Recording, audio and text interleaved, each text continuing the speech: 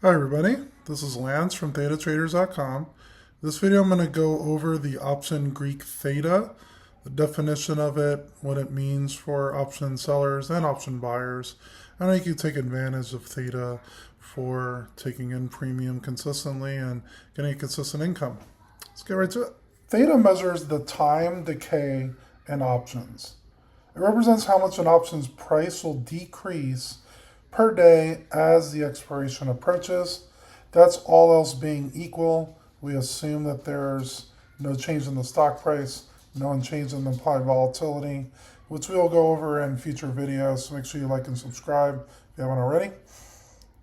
Option sellers collect theta, but option buyers will pay the theta. So let's say you have a stock at 200 and you buy a call at the 200 strike for, let's say, a month out.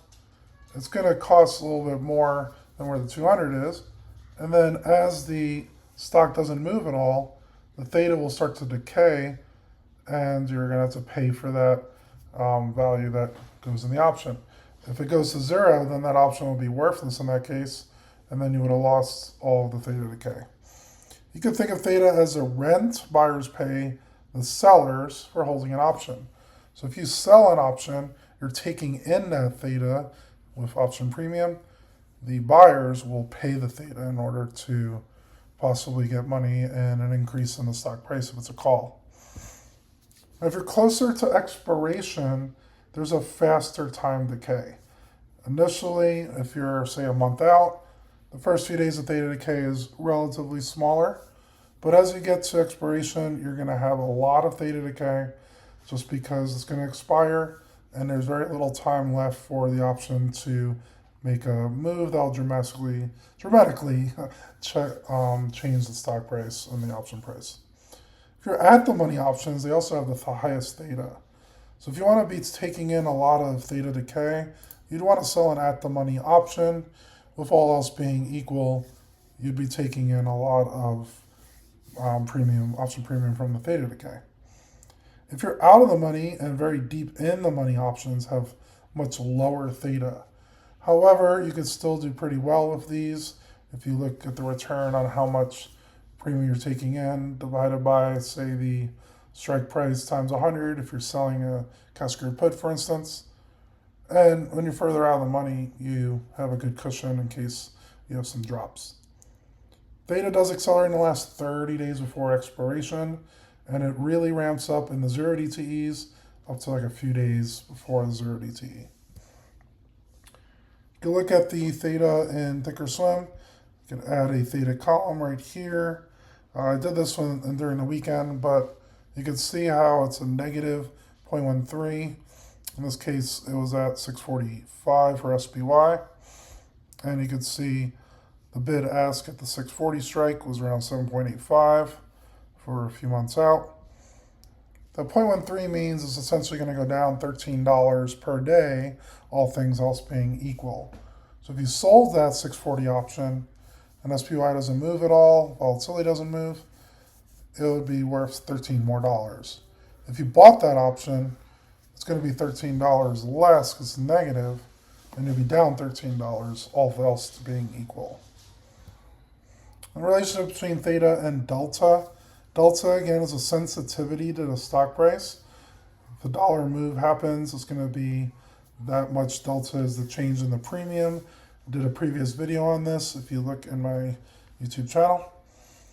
If you have a higher delta, like deep in the money calls or puts, there's very little time left, and then there's going to be lower theta in that case.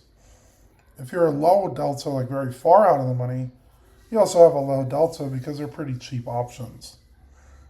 Middle of the road around ATM at the money, 0.5 delta, you have the highest theta. And again, theta is the strongest where the delta is 0.5. Between theta and gamma, gamma is the rate of change of delta. Again, on my channel, I did a video on delta and gamma the last few weeks. So definitely want to watch those as well. High gamma means the option delta changes very quickly and usually at the money strike. When the gamma is high, your theta is also high with at the money options. Gamma risk has big directional moves, can wipe out your theta gains. because you could be at the money. And so you sold a put and you go at the money, and then it keeps moving down. The gamma risk will be very high in that case. And even though you are taking in that theta decay as an option seller, you have to be aware of the gamma that could make it a further loss in the premium. Sellers must love the theta, but must respect gamma risk. At ThetaTraders.com, we do far out of the money options, or fairly out of the money options.